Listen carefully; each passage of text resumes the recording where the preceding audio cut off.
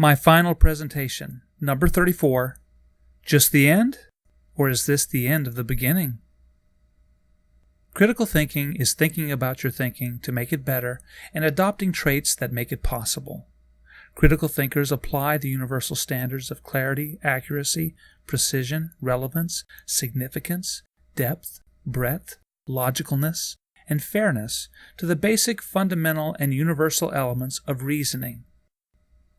Those elements are purpose, point of view, question, concept, information, inference, implication, and assumption.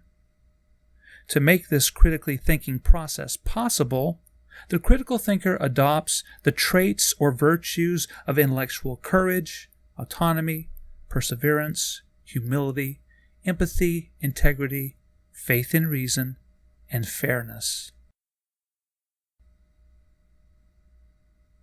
If you have been fascinated by the topic of critical thinking, as I still am, and you can now clearly state, expound upon, exemplify, and illustrate the topic of critical thinking, then you already understand its implications.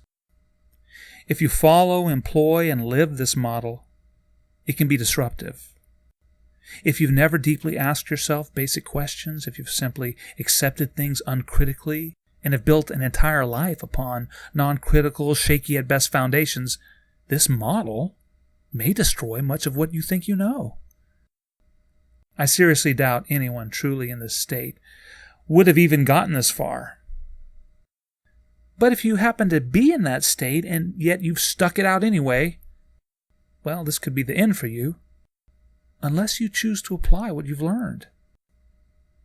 Thinking critically can be a radical, challenging, and even dangerous act. For some, the risk of applying it is simply too great. But for me, the unexamined life is not worth living. The risk of not thinking critically isn't worth it to me. I feel strongly compelled to become the best critical thinker I can be. To internalize this, I suggest you do a series of critical thinking studies. Pick a topic or problem you want to work on. It could be anything, complex or simple. One of mine was how to write better.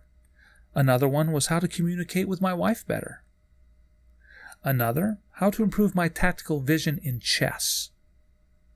I wrote down the problem, and then explored my purpose, the information I needed, the assumptions I was making, the important concepts, tried to define those. I applied clarity and accuracy and relevance and significance, all of the intellectual standards. And I wrote it all down to capture it. I thought everything through in this way.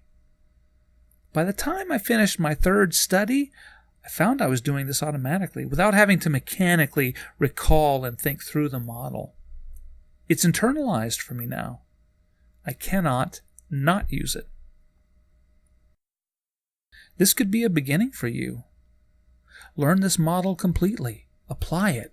Make it your shield to deflect manipulation and sophistry. It is a foundation, the center, a way to use your mind to the best of your ability. Seek out the work of Dr. Richard Paul and Dr. Linda Elder. Remember, this is simply an introduction to their fascinating work.